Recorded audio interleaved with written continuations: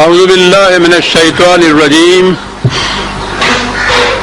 بسم اللہ الرحمن الرحیم۔ عزیزان من، آج اپریل 1984 کی 27 تاریخ ہے اور درس قرآن کریم کا آغاز سورہ المرسلات سے ہو رہا ہے، جو 29ویں پارے کی آخری سورت ہے۔ نمبر ہے اس کا 77۔ سابقہ جمعہ میں چونکہ درس ایک خصوصی خطاب پر مشتمل تھا، تجدید یادداشت کے لیے پھر عرض کر دوں کہ قرآن کریم کے ان آخری 2 پاروں میں بالخصوص وہ جو کشمکش حق و باطل چلی آ رہی تھی، اسے اقتناص کے طور پر سمرائز کر کے، جسے آپ کہتے ہیں کنسنٹریٹڈ فارم میں جسے کہتے ہیں آپ، سمٹا کر بیان کرنا کہتے ہیں، اس انداز سے بیان کیا ہے، سمٹایا گیا ہے۔ اتنے طویل عرصے پر مشتمل ایک کشمکش کو، تزاحم کو، تخاصم کو اور پھر حقائق کو تھوڑی سی جگہ میں، اور اعجاز ہے قرآن کا کہ ان پاروں میں بالخصوص 30ویں پارے میں جو صورتیں ہیں 2 لفظوں کی آیتیں ہیں، اور ان 2 لفظوں کے اندر تاریخی تفاصیل بھی آ گئی ہیں اور حقائق کی توال بھی آ گئے ہیں۔ بڑی جامعیت ہے ان لفظوں کے اندر جو ان پاروں کے اندر آئی ہے۔ 29واں پارہ تو اس صورت کے ساتھ ختم ہو جائے گا، اس کے بعد آخری پارہ سامنے آئے گا۔ کشمکش یہ چلی آ رہی ہے، قرآن بتا رہا ہے، حق اور باطل کی کشمکش، اس کے شعبے، اس کے گوشے مختلف ہیں، لیکن وہ ساری کشمکش، تزاحم کائنات میں 2 ہی چیزوں کے اندر ہے، ایک کو وہ حق کہتا ہے، ایک کو باطل کہتا ہے۔ قرآن کہتا یہ ہے کہ اس ساری کشمکش میں حق غالب آتا چلا جاتا ہے، اور آخر الامر حق کو غالب آ جانا ہے۔ اسے وہ الدین بھی کہتا ہے، لِيُظْهِرَهُ عَلَى الدِّينِ كُلِّهِ، اسلام بھی کہتا ہے، حق بھی کہتا ہے کہ اس کشمکش میں حق کو غالب آنا ہوتا ہے، آتا چلا جاتا ہے، کلیتاً آخر الامر حق غالب آ کر رہے گا۔ اس کشمکش میں حق کے غالب آنے کی ایک صورت تو یہ ہے کہ انسانوں کی کوئی جماعت کھڑی ہو جائے، حق کی علم بردار ہو، وہ اس کی تائید کے اندر باطل کی قوتوں کا مقابلہ کرے، تو پھر اس طرح سے جو حق غالب آتا ہے وہ چند دنوں میں غالب آ جاتا ہے، اس کی رفتار بڑی تیز ہو جاتی ہے، وہ انسانوں کے حساب و شمار کے مطابق تاریخ کے اوراق کو مدون کرتا ہے۔ لیکن اگر ایسی صورت نہ ہو تو پھر یہ نہیں کہ حق کہیں چھپ کر بیٹھ جاتا ہے کہ کوئی انسانوں کی جماعت اٹھے گی تو پھر وہ اس کو غالب کرنے کی کوشش کرے گی۔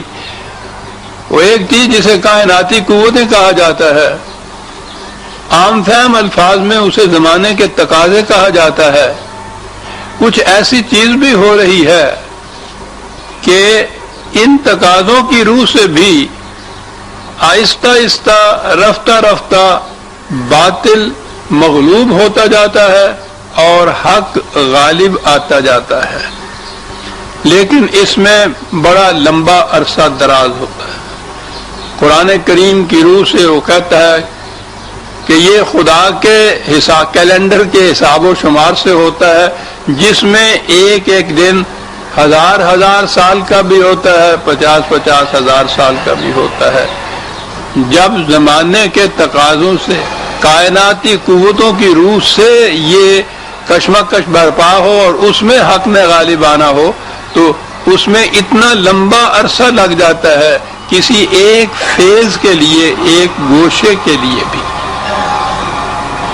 اور تاریخ انسانیت کا اگر مطالعہ اس نقطۂ نگاہ سے کیا جائے، پہلے یہ دیکھا جائے کہ قرآن حق کس چیز کو کہتا ہے، پھر پوری انسانیت کی تاریخ کا مطالعہ کیا جائے، جہاں سے بھی وہ دسترس میں ہے ہمارے وہ تاریخ، تو اس میں آپ دیکھیں گے کہ غیر محسوس طور پر عجیب عجیب قسم کی قوتیں آتی ہیں جن کی روح سے کشمکش ہوتی ہے، اور اس کشمکش کے اندر پلڑا بھاری ہوتا ہے اس حق کا جسے قرآن نے حق قرار دیا ہے۔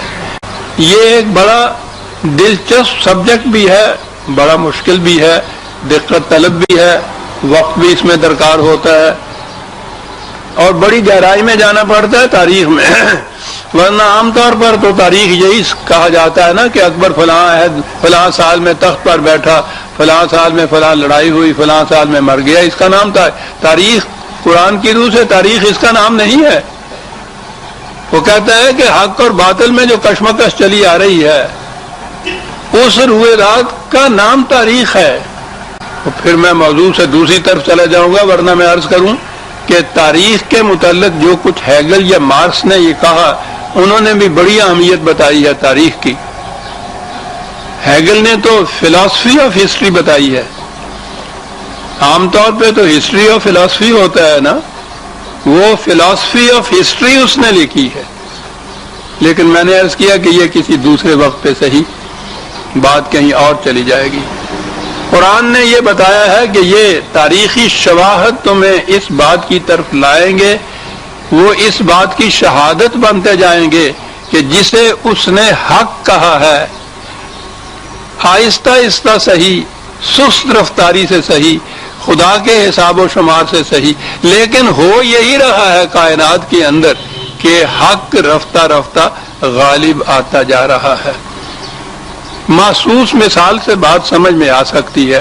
حق یہ تھا جو قرآن نے کہا، اور آپ اس کو حیران ہو کے سنیں گے کہ اس کا تعلق تو نہ مذہب سے نہ دین سے، یہ تو ایک خالصتاً طبیعیاتی چیز ہے، لیکن حق قرآن ان امور کو حق قرار دیتا ہے۔ حق یہ ہے، اس نے کہا کہ سخر لکم ما فی السماوات والارض جمیعا، ان کائناتی قوتیں جتنی بھی ہیں ان کو تمہارے تابع تسخیر کر دیا ہے ہم نے، یہ اس لیے ہے کہ تم انہیں مسخر کرو۔ تو حق یہ ہے کہ انسان ان قوتوں کو مسخر کرے، باطل یہ ہے کہ انسان ان قوتوں کے تابع ہو، مغلوب ہو ان سے۔ یہ بھی دین ہے، یہ بھی حق ہے۔ اب آپ دیکھیے تاریخ انسانیت کو، ابتدائی دور انسان کا وہ ہمیں نظر آتا ہے کہ وہ تو بڑی قوتیں تو ایک طرف رہی، یہ چھوٹی چھوٹی قوتیں جو ہے فطرت کی، وہ ان کے سامنے بھی ہاتھ جوڑ کے کھڑا ہو جاتا ہے، سجدے کرتا ہے، ڈنڈوت بجا لاتا ہے، مغلوب ہوتا ہے، ڈرتا ہے، کانپتا ہے۔ بادل گرجتا ہے تو کانپتا ہے، بارش برستی ہے تو کانپتا ہے، بجلی کڑکتی ہے تو کانپتا ہے، ان کو دیوی دیوتا بناتا ہے، ان کے حضور نذرانے پیش کرتا ہے، قربانیاں پیش کرتا ہے، بڑے بڑے پہاڑوں سے ڈرتا ہے، بڑے بڑے دریاؤں سے ڈرتا ہے۔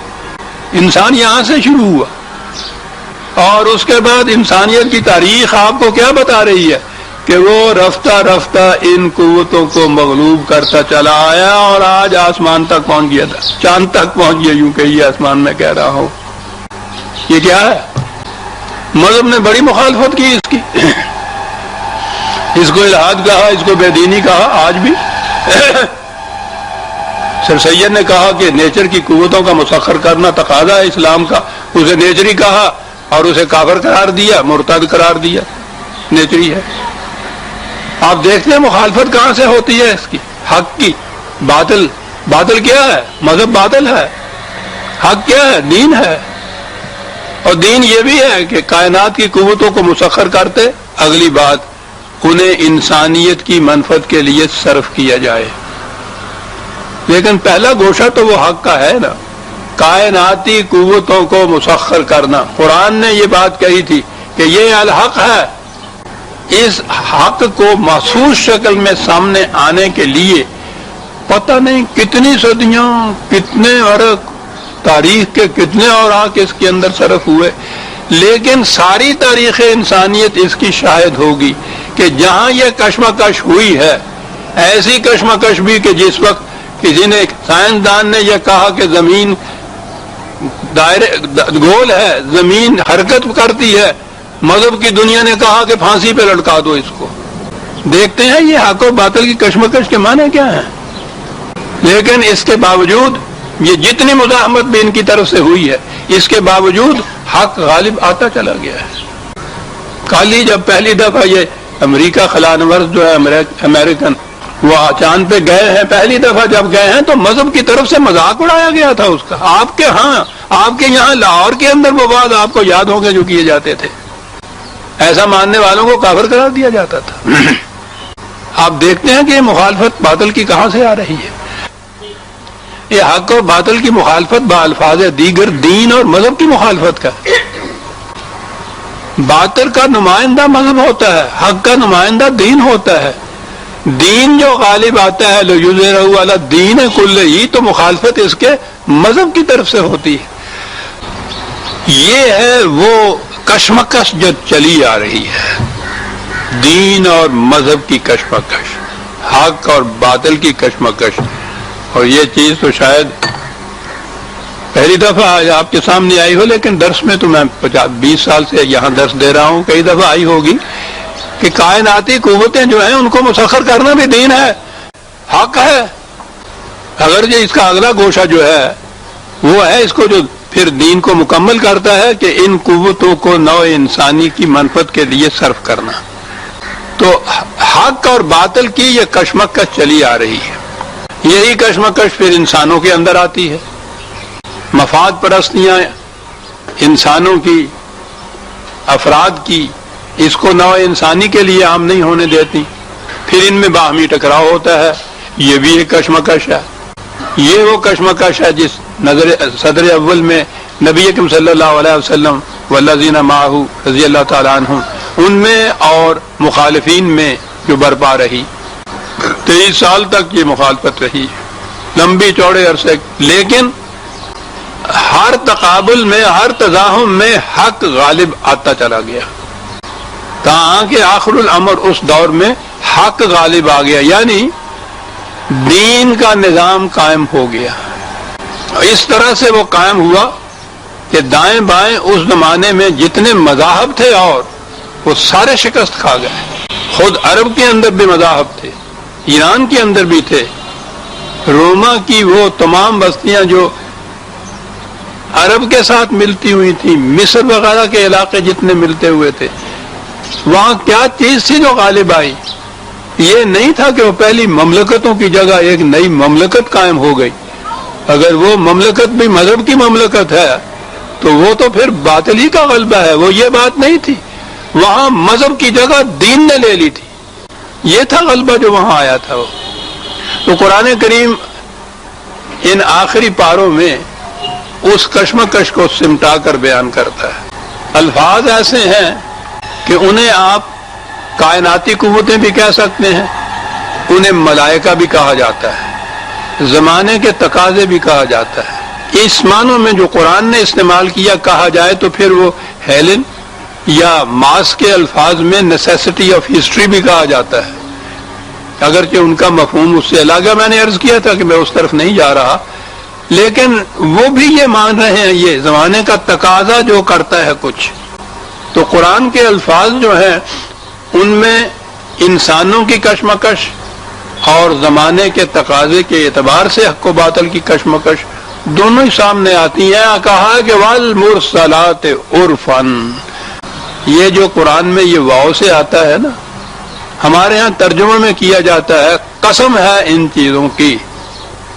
وہ قسم میں تو پھر حتیٰ کہ والتین والزیتون وطور سینین، قسم ہے تین کی، زیتون کی، انجیر کی، ان کی بھی قسمیں ہیں وہاں۔ یہ عربی زبان میں یہ لفظ قسم کے لیے نہیں ہوتا، اس کے معنی ہوتے ہیں شہادت دیتی ہیں یہ چیزیں اس بات کی، یہ شاہد ہیں اس کی، گواہ ہیں اس بات کی جو آگے کہی جائے گی، کہ جو بات ہم آگے بطور اصول کے بیان کر رہے ہیں، اور وہ اصول یہ ہے، حقیقت جو بیان کی جائے گی وہ یہ ہے کہ انما توعدون لواقع، یہ ہے جو بات کہنی ہے قرآن نے، کہ جو تم سے کہا جاتا ہے نا کہ باطل سرنگوں ہوگا، مغلوب ہوگا، یہ بات ہو کر رہے گی، اس کی شہادت دیتی ہیں یہ چیزیں جو پہلے بیان کی گئی ہیں۔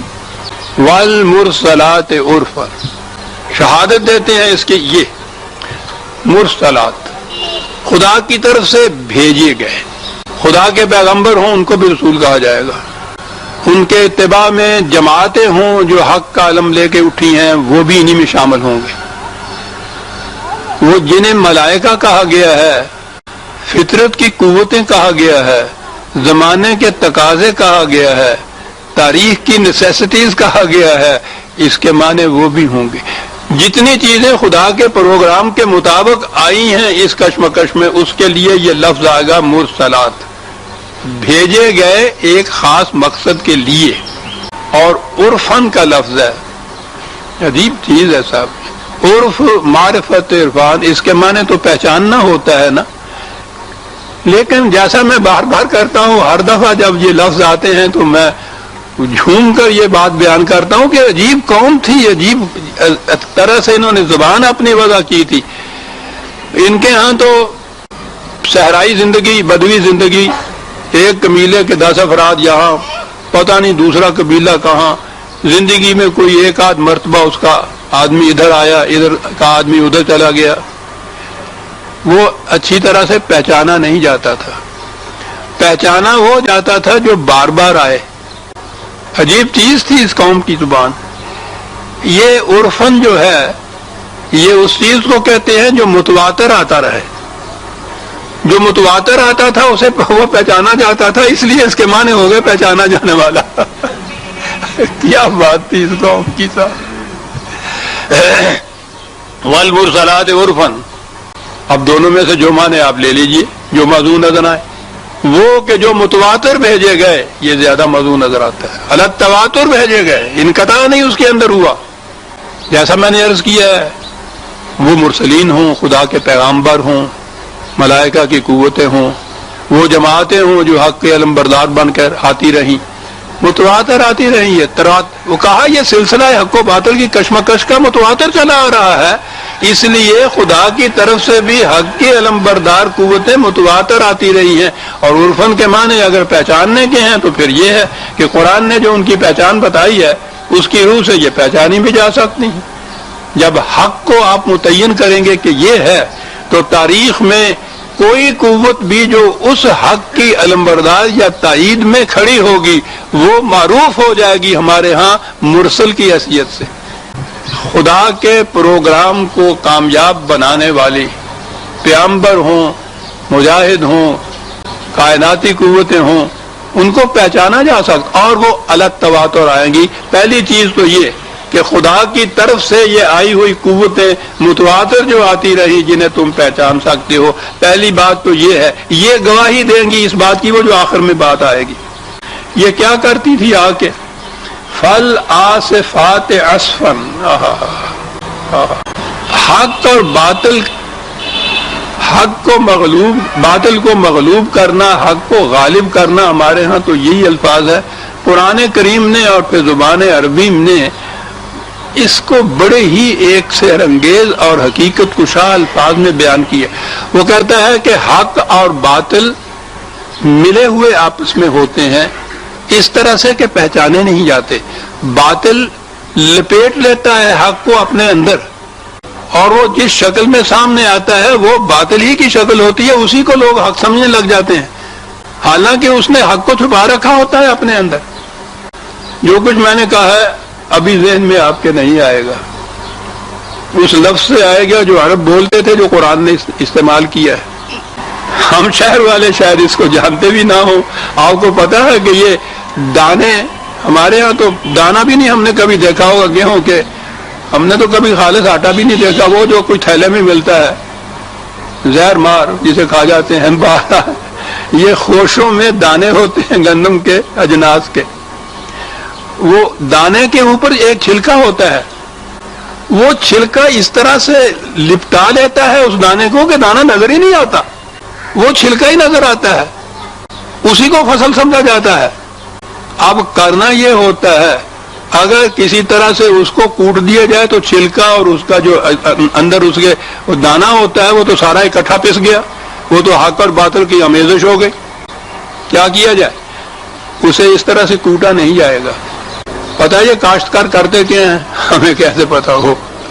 پک جاتی ہے فصل، کاٹتے ہیں اس کو، پھر ایک پروسیس اس کا ہوتا ہے، اسے گہنا کہتے ہیں، اس کو بچھا دیتے ہیں اس کو زمین پر، دن بھر یا تو اس کے اوپر بیل چلاتے رہتے ہیں اسی طرح سے ویسے ہی، یا وہ ایک کانٹوں دار ڈالیوں کا نوسا سا بناتے ہیں، اس کو اس کے اوپر پھیرتے ہیں۔ یہ گہنا جو ہے یاد رکھیے، میں نے بتایا تھا آپ کو، یہ درس کے معنی گہنا ہوتے ہیں وہ اس کو گاتے ہیں، کیا کرتے ہیں، وہ چھلکے کو دانے سے الگ اس طرح سے کرتے ہیں کہ دانے کو کوئی گزند نہیں پہنچتی، چھلکا الگ ہو جاتا ہے۔ کیا بات ہے سر، یہ پروسیس جو ہے حق اور باطل کو الگ کرنے کا، دانا ثابت کا ثابت رہتا ہے اور وہ جو چھلکا ہوتا ہے وہ بھوسا بن جاتا ہے۔ یہ جو پروسیس ہے یہ ہے صحیح پروسیس حق کو غالب کرنے کا، قوت کے زور سے نہیں، دانا اور چھلکا دونوں اکٹھے پس جائیں گے، دانا اپنی اصلی شکل میں باقی رہے گا اگر اس چھلکے کو اس سے الگ کر دیا جائے اور چھلکا بھوسا بن جائے۔ عربوں کی زبان ہے، قرآن کا انتخاب ہے، فالعاصفات عصفا، یہ مسلسل آنے والی قوتیں کرتی کیا ہیں؟ دانے کو بھوسے سے الگ کر دیتی ہیں۔ اور یہ مرحلہ بڑا صبر آزما ہوتا ہے، یہ آپ کو ذمہ دار یا کاشتکاری بتا سکتا ہے۔ مئی جون کی کڑکتی ہوئی دھوپ میں، یہ میں ماضی کا صیغہ استعمال کرتا ہوں، اب تو وہ کڑکتی ہوئی دھوپ بھی نہیں ہوتی، اس میں صبح سے شام تک بیلوں کو چراتے رہے۔ بیل ہل چلانے سے اتنا نہیں تھکتا جتنا گانے سے تھکتا ہے، پھر اس کے ساتھ یہ ذمہ دار کاشتکار سارا دن اس دھوپ کے اندر پھر رہا ہے، اس کے اوپر بظاہر کچھ نہیں ہو رہا، پھر حقیقت یہ پروسیس، یہ جو جماعت مومنین نبی اکرم صلی اللہ علیہ وسلم سے کہا گیا ہے کہ فاصبر، بی اسٹیڈ فاسٹ، استقامت دکھاؤ، جلدی نہ کرنا، اس میں جلدی کرنے سے دانے ٹوٹ جائیں گے، آہستہ آہستہ چلو، اس کے اوپر سے مسلسل چلتے جاؤ اس کے اوپر سے۔ یہ پروسیس ہے حق کو باطل، دین کو مذہب سے الگ کرنے کا۔ یہ جو آپ دیکھتے ہیں نا کہ مذہب کا اتنا غلبہ ہے، وہ دین کی بات جو ہے وہ کو سنتا نہیں۔ پہلا پروسیس جو ہے نا دونوں کو الگ کر کے دکھانا، یہ پروسیس نہیں ہوتا۔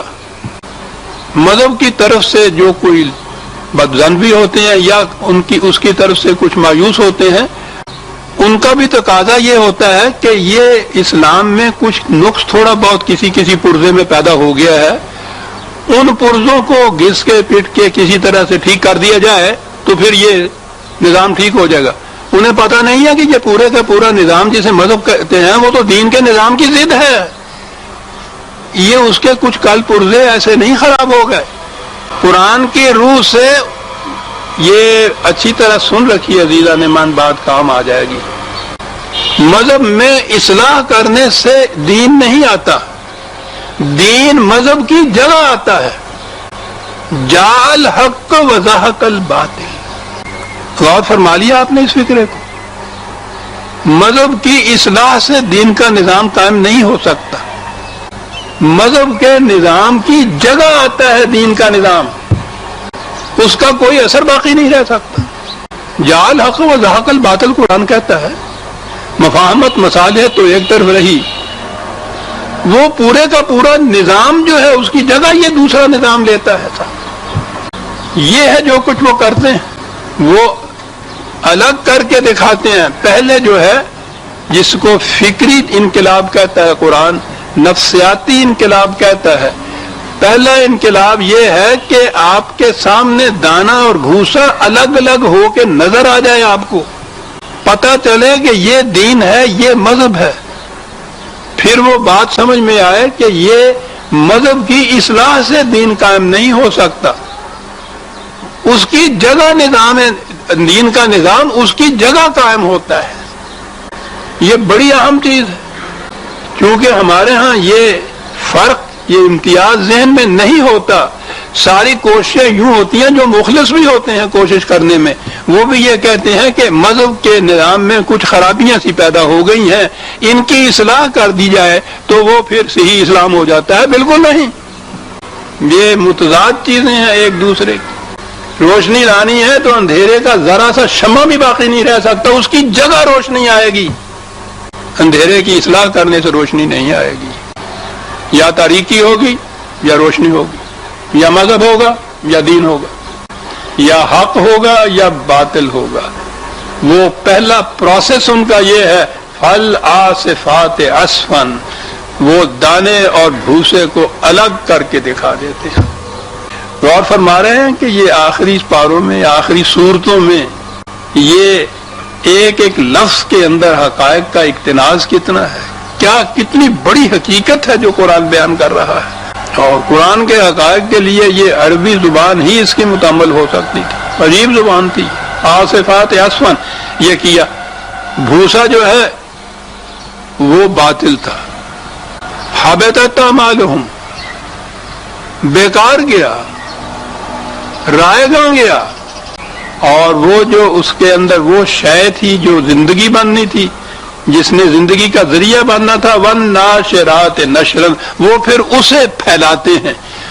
دانے اور بھوسے کو اکٹھے ملے ہوئے کو نہیں پھیلاتے، بلکہ وہ اس کو الگ کر کے حق کو، بھوسا تو باطل ہے، حبطت اعمالہم، رائے گاں گیا، شاید وہ مویشیوں کو، ڈھور ڈنگل کو ڈالنے کے تو کام آتا ہے، انسانی نشو و نما کے کام نہیں آ سکتا۔ پھر وہ جو شے زندگی بخش ہوتی ہے، جس پر انسانی پرورش کا دار و مدار ہوتا ہے، اسے پھر وہ لے کر اپنی جگہ جمع نہیں کر رکھتے۔ اب یہ نظام سرمایہ داری کے خلاف ہو گیا۔ زندگی بخش جو چیزیں ان کو اس میں سے ملتی ہیں، والناشرات نشرا، پھیلاتے ہیں ان کو۔ اب یہ دو نظام آ گئے آپ کے سامنے معاشی، جمع مالہ وعددہ۔ ایک نظام یہ ہے، جمع کرتا ہے پھر گنتا رہتا ہے، جمع کرتا ہے پھر وہ اپنی وہ تھیلی کو باندھتا ہے اوپر سے کہ ایک پائی بھی اس میں سے نکلنے نہ پائے۔ ایک نظام یہ ہے، ایک نظام یہ ہے کہ یہ سارا وہ جمع کرتا ہے، وہ ناشرات نشرن، پھیلاتا ہے اس کو ساری دنیا کے لیے۔ اب دوسری کشمکش حق و باطل کی، ایک نظام یہ ہے کہ سب کچھ وہ سمیٹتا چلا جاتا ہے، اپنی ذات کے لیے جمع کرتا چلا جاتا ہے، گرا لگا کے اس کے اوپر ڈھکنے لگا کے اس کو تجوریوں کے اندر، اس کو تالوں کے اندر، بینکوں کے اندر پرسنل اکاؤنٹ کھول کے یہ سارا کچھ اپنی ذات کے لیے کرتا چلا جاتا ہے۔ دوسرا نظام اس کے خلاف یہ ہے کہ زمین میں باقی وہ عمل رہتا ہے، وہ نظام رہتا ہے جو ما ينفع الناس، جو پوری نوع انسانی کی منفعت کے لیے ہو۔ اب یہاں یہ بات آگے آئے گی، پوری نوع انسانی۔ جس دور میں ہم ہیں نا، فطرت کی قوتوں کو مسخر بھی کیا، ان چیزوں کو الگ بھی کیا، لیکن کرنے کے بعد کیا کیا؟ نظام سرمایہ داری فرد کے اوپر ہی نہیں کہ ایک فرد نے سمیٹ لیا اپنی ذات کے لیے، ایک قوم نے اپنی ذات کے لیے سمیٹ لیا، دوسری قوموں کو محروم کر دیا۔ باطل۔ حق تو یہ ہے ما ينفع الناس، وہ نظام جس میں یہ سامان نشو و نما تمام نوع انسانی کے لیے ہے۔ وَيَمْكُثُ فِي الْأَرْضِ مَا يَنْفَعُ النَّاسَ، الناس کے لیے ہے قرآن، یاد رکھیے۔ تو یہ والناشرات نشرا، اور اس طرح سے فالفارقات فرقا، تفریق کرتے چلے جاتے ہیں ہر قسم کے نظام کے اندر، دانے اور بھوسے کے اندر، اجتماعی نظام اور انفرادی نظام کے اندر، معاشی نظام قرآن کا، اور جتنے باطل کے نظام ہیں، خواہ وہ سرمایہ داری ہو، خواہ سوشلزم ہو، خواہ کمیونزم ہو، سارے باطل کے نظام ہیں، یہ دونوں میں فرق کرتا چلا جاتا ہے۔ اور فرق کرنے کے بعد اس کی تائید میں پیش کس چیز کو کرتا ہے؟ بہت بڑا دعویٰ ہے یہ کہ یہ جو باطل کا نظام ہے یہ پنپ نہیں سکتا، یہ کامیاب نہیں ہو سکتا، یہ باقی نہیں رہ سکتا۔ یہ حق کا نظام جسے میں پیش کر رہا ہوں، خدا کی تائیدوں کے ساتھ پیش کر رہا ہوں، یہی باقی رہے گا۔ بہت بڑا دعویٰ ہے۔ اس دعوے کی شہادت کیا ہے؟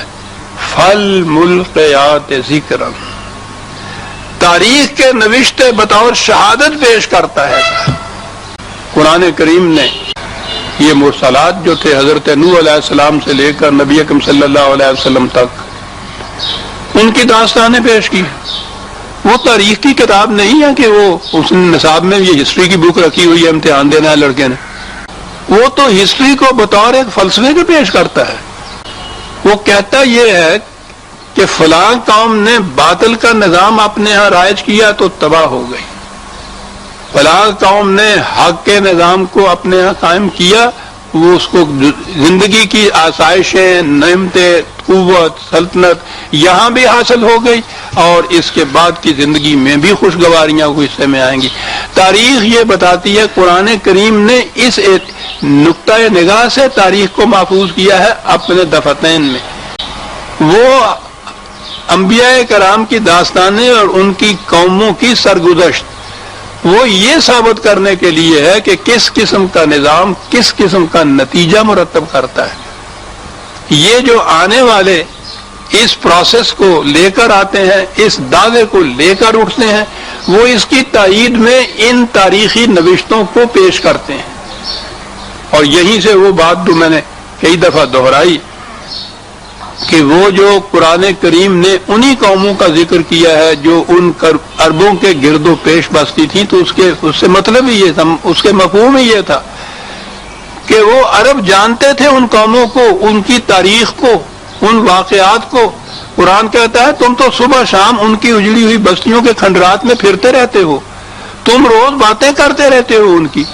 فرق یہ ہے کہ تمہاری سمجھ میں یہ بات نہیں آتی کہ وہ قوم اتنی بڑی شان و شوکت کی مالک پھر تباہ کیوں ہوئی۔ یہاں پہنچ کے تم یہی کہتے ہو کہ تباہ ہو گئی، اور ہم یہ بتاتے ہیں کہ وہ تباہ کیوں ہوئی۔ اگر یہ کیوں تم سمجھ لو تو تم اپنے اندر بھی اصلاح کر دو کہ تم وہ کچھ نہ کرو جس کی وجہ سے وہ قومیں تباہ ہو گئیں، اس کے برعکس چلو، تم بھی شادماں اور شادکار زندگی بسر کرو گے۔ یہ تھی تاریخ اور یہ تھے اس کے نوشتے جو قرآن نے بیان کیے۔ فالملقیات ذکرا، یہ سب کچھ کاہے کے لیے وہ کرتے ہیں؟ وہ اپنی مخاطب قوموں سے کہتے ہیں کہ عذراً او نذراً، سن رکھو، ہم نے تمہیں بتا دیا کہ ہلاکت کس طرح ہوتی ہے، زندگی کیسے ملتی ہے۔ اب اس کے بعد جس کا جی چاہے وہ مٹ جائے، اپنے آپ کو مٹا لے، جس کا جی چاہے آگاہ ہو جائے اپنی ہلاکت کے سامان سے اور اس سے محفوظ ہو جائے۔ یہ سب کچھ وہ اس لیے کرتے ہیں۔ دیکھ رہے ہیں دو دو لفظ کتنی بڑی تفصیلات اپنے دامن میں چھپائے ہوئے چلے آ رہے ہیں، وہ اس لیے کرتے ہیں۔ اور کہا کہ یہ سارا کچھ جو کچھ ہم بیان کرتے ہیں یہ شہادت دیتا ہے اس چیز کی، ان سے کہہ دو کہ انما توعدون لواقع، جو کچھ تم سے کہا جا رہا ہے کہ اگر اپنے غلط نظام کو تم نے نہ چھوڑا تو تباہ برباد ہو جاؤ گے، جو کچھ کہا جا رہا ہے یہ ہو کر رہے گا، اس کی شہادت دیتی ہیں یہ چیزیں جو پہلے بیان کی گئیں۔ قرآن سمجھنے کا اور تاریخ سے اس کی تائید حاصل کرنے کا طریقہ قرآن نے خود بتایا ہے۔ اس نقطۂ نگاہ سے اسے سمجھو۔ پھر میں عرض کروں گا کہ پہلے متعین کرو قرآن سے کہ حق کیا ہے اور باطل کیا ہے، متعین کرو کہ دین کیا ہے اور مذہب کیا ہے۔ پھر اس کے بعد قرآن میں جن اقوام کا ذکر آیا ہے، جن انبیاء کرام کا ذکر آیا ہے، جن مرسلات کا ذکر آیا ہے، قرآن میں ان کے متعلق جو کچھ کہا گیا پھر اس کا اس نگاہ سے مطالعہ کرو۔ قرآن بتائے گا کہ غلط نظام کون سا تھا جو انہوں نے اختیار کیا، اس کا نتیجہ کیا نکلا، حق پر مبنی نظام کیا تھا وہ یہ بتاتا ہے، دانا کیا تھا، بھوسا کیا تھا۔ اس طرح سے قرآن کا مطالعہ کیا جائے تو یہ حقائق سامنے آ جاتے ہیں، وہ شہادت بنتے ہیں اس عمل کی کہ جس نظام کو ہم نے اپنے ہاں قائم کر رکھا ہے اس کا انجام کیا ہوگا۔ یہ ایسی بات نہیں ہے کہ وہ خدا جس قوم کو جی چاہے تباہ کر دیتا ہے، صاحب رات کو اچھے بھلے سوئے صبح اٹھے تو تباہ و برباد ہوئے تھے۔ قرآن کہتا ہے ایسا نہیں ہوتا۔ قوموں کا نظام بہت لمبے عرصے سے اپنے نتائج مرتب کرتا چلا آ رہا ہوتا ہے. آہستہ آہستہ ان کے پلڑے میں تخریبی پرچیاں پڑتی چلی جاتی ہیں. کچھ اچھے بھی کام وہ کرتے ہیں، کہا ہم اس کو بھی شمار میں رکھتے ہیں، ہم عادل واقع ہوئے ہیں. جب تک صورت یہ رہتی ہے کہ ان کا تخریب کا پلڑا بالکل نہیں جھک جاتا، وہ قومیں زندہ رہتی ہیں، چلتی رہتی ہیں. یہ مرسلات ان سے کہتے رہتے ہیں کہ وہ دوسرا تخریب کا پلڑا دیکھیے جھکتا چلا جا رہا ہے، جس دن وہ جھک گیا اور یہ اٹھ گیا تو اس دن تباہی تمہاری آ جائے گی. یہ واقعہ ہوتا رہتا ہے، اور یہ اسی چیز کا کہ انما توعدون لواقع، واقعہ ہوگا تو کیا ہوگا اس وقت؟ پھر کیا بات ہے، کیا ہوگا؟ فَإِذَا النُّجُومُ طُمِسَتْ. میں نے عرض کیا کہ ہمارے ہاں جو قیامت پرستی میں قرآن کے ترجمے یا تفسیریں آ رہی ہیں، ان میں ان چیزوں کو، ان کے یہی جو لغوی معنی ظاہری ہوتے ہیں انہی پہ لیا گیا ہے. خود عربی زبان میں ان الفاظ کے مجازی معنی خود عربی زبان میں موجود ہیں. اس کے لیے یہ نہیں ہے کہ کوئی شخص اپنی طرف سے جی چاہے کوئی معنی اس کا متعین کر لے، بالکل نہیں. کسی شخص کو اس کا حق حاصل نہیں ہے. لسان عربی مبین میں کتاب آئی ہے، اس کو اتھارٹی دینی ہوگی عربی مبین کی، جو مفہوم وہ لے رہا ہے. قرآن کریم میں متعدد مقامات پر، بلکہ بکثرت مقامات پر، اور آخری پاروں میں تو پھر بہت کثرت سے یہ چیز آئی ہے.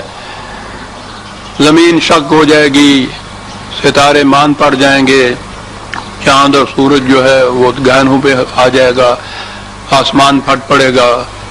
یہ تمام چیزیں آتی چلی آئی ہیں. ہمارے ہاں یہ پورے اس تمام دور میں 1300 سال میں، 1000 سال میں یوں کہیے، ان سے معنی یہی لیے گئے ہیں کہ قیامت جب آئے گی تو اس وقت یہ کچھ ہوگا. یہ صحیح ہے کہ جو کچھ طبی کائنات خدا نے پیدا کی ہے، یہ خدا کی طرح ابدی نہیں ہے کہ اس کو آخر میں زوالی نہیں آنا. اس نے ختم ہونا ہے، یہ ٹھیک ہے، قرآن کہتا ہے، تاریخ بتاتی ہے، سائنس بتا رہی ہے، ٹھیک ہے. ہو سکتا ہے کہ اس وقت یہ کچھ ہو جو کچھ کہا گیا ہے، لیکن قرآن تو ہدایت اور رہنمائی دیتا ہے. ہمیں اس سے کیا رہنمائی ملتی ہے کہ آج سے 4000 کروڑ سال بعد یہ پہاڑ شک ہو جائیں گے، چاند تاریک ہو جائے گا، سورج مٹ جائے گا، مان پڑ جائے گا، ستارے ٹوٹ جائیں گے. ہمارے لیے اس میں آج کیا رہنمائی ہے؟ یہ تو جس وقت ہوگا اس زمانے کے انسان بھی کچھ نہیں کر سکیں گے. تو قرآن کا تو ایک ایک حرف، ایک ایک لفظ رہنمائی دیتا ہے اپنے اندر. رہنمائی کیا ہے ہمیں جو مل رہی ہے؟ وہ کہہ رہا ہے کہ تاریخی واقعات شہادت دیتے ہیں اس امر کی کہ یہ واقعہ ہو کر رہے گا. اور ان سے کہا گیا ہے کہ اس وقت، اور یہ چیزیں تو ہونی شروع ہو گئی تھی اسی زمانے میں جو آخری دین کا غلبہ ہوا ہے، فتح مکہ یا اس کے ذرا بعد، اس زمانے میں یا اس کے بعد صدر اول میں جو نبی اکرم صلی اللہ علیہ وسلم، عہد صحابہ، ان تک وہ دور محتاط ہے. اس دور میں یہ چیزیں واقعہ ہو گئی تھیں. کیا واقعہ ہو گیا تھا؟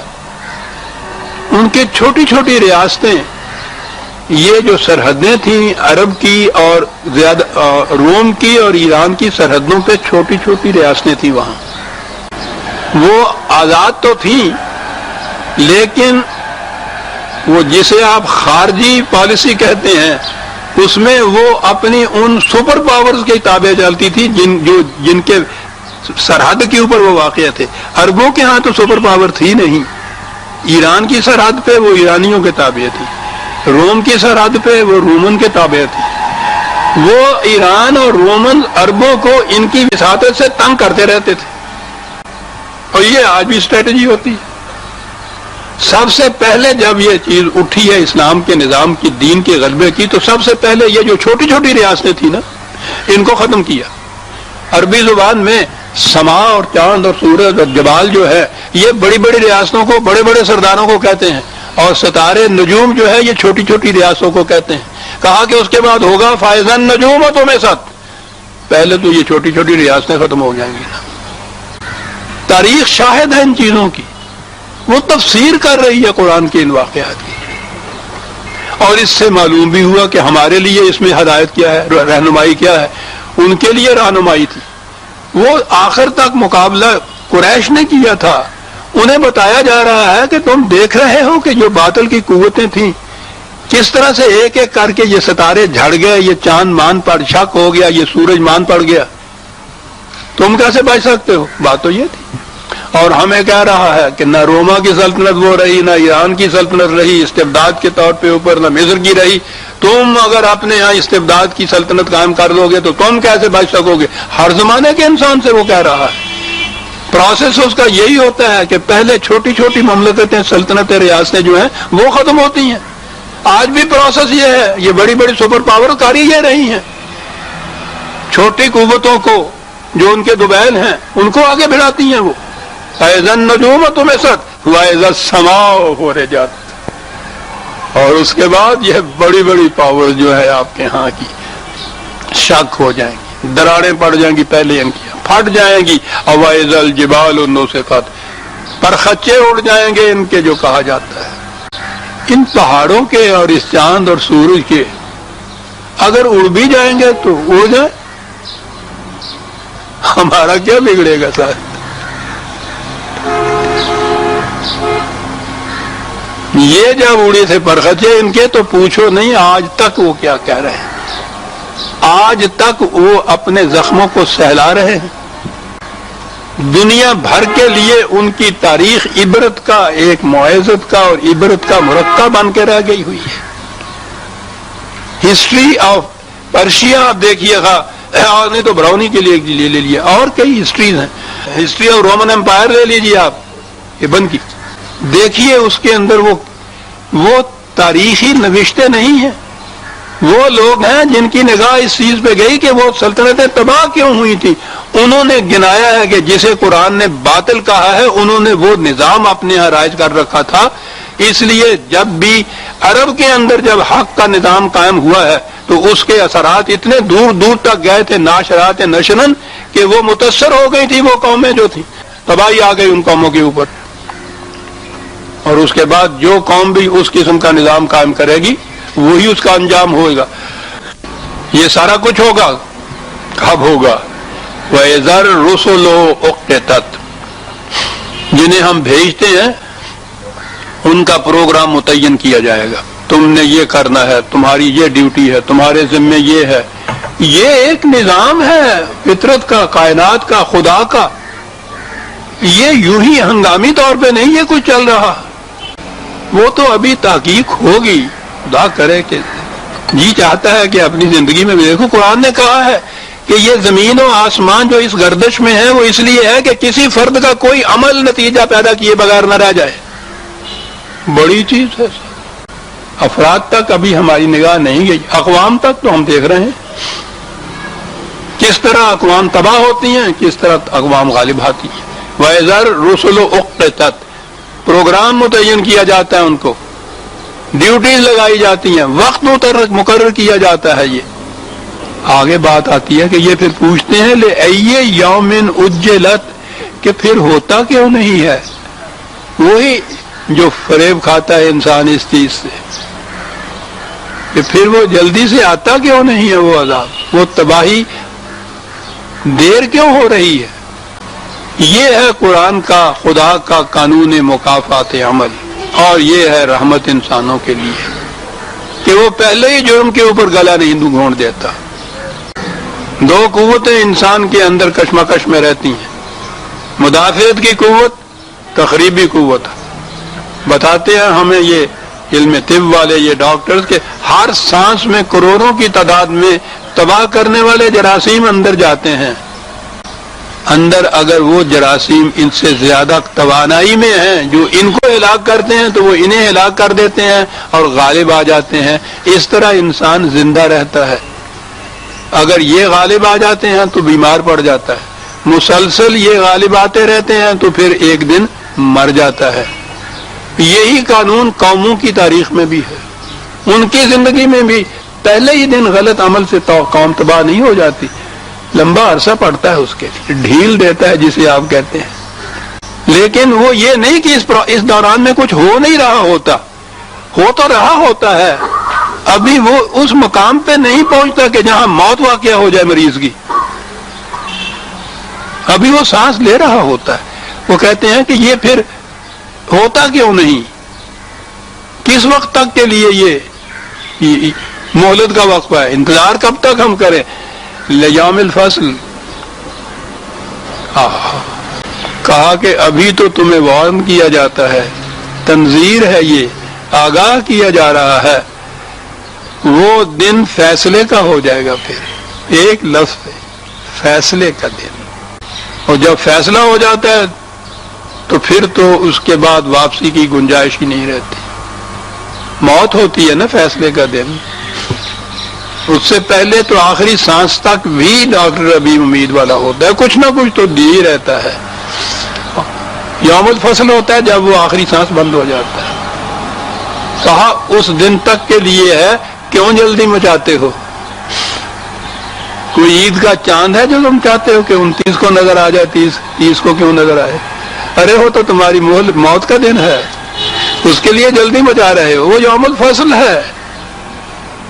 وَمَا أَدْرَاكَ مَا يَوْمُ الْفَصْلِ، یعنی کون بتائے کہ یوم الفصل کیا ہوگا، اس دن کیا ہوگا اس یوم الفصل کو؟ وَيْلٌ يَوْمَئِذٍ لِّلْمُكَذِّبِينَ، جو لوگ دین کے ایسے واضح حقائق کو جھٹلاتے ہیں، میں نے پہلے بھی کئی دفعہ کہا تھا، انکار کرنا اور چیز ہے، کفر ہے، وہ مانتا ہی نہیں ایک شخص۔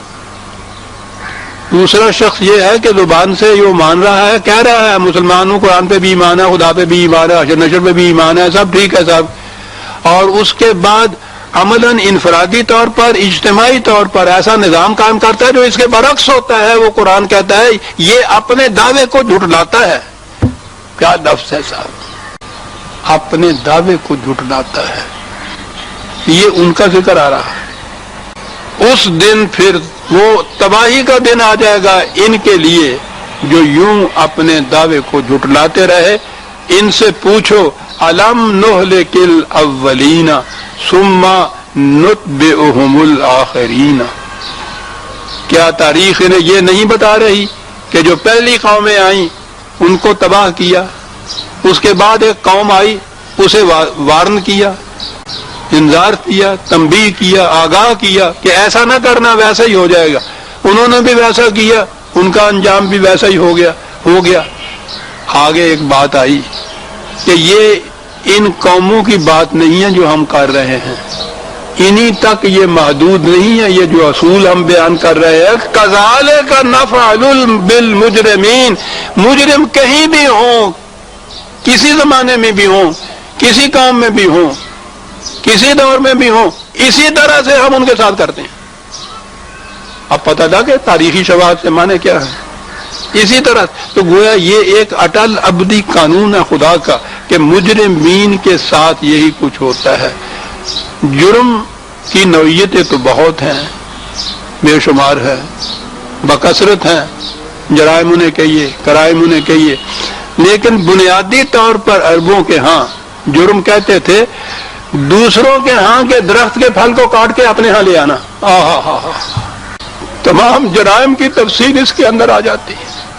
امت بر امت دیگر پرد، دانا ہی بھی کاردا حاصل برد، دوسروں کی محنت کے محصل کو جبرن لوٹ کر لے جانا، استحصال، ایکسپلائٹیشن، کیا بات ہے اس قوم کی، جرم کہاں کہا جا کر یہ، اور اس سے بڑا جرم اور کیا ہے؟ اور اسی سے تو قومیں تباہ ہوتی ہیں۔ عزیزان من، للمجرمین ویل یومئذ للمکذبین، یہ لوگ تھے نام اسلام کا لیتے تھے، دوسروں کے درختوں کے پھل کاٹ کے اپنے گھر لے جاتے تھے، تباہی ان کی آئے گی اس دور میں۔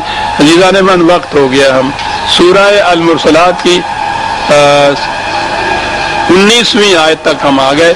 20ویں آیت میں پھر وہ اسی کی شہادت میں روزمرہ کے ایک واقعہ کو پیش کرتا ہے۔ کیا انداز ہے قرآن کا، اسے ہم آئندہ درس میں لیں گے۔ ربنا تقبل منا انک انت السمیع العلیم۔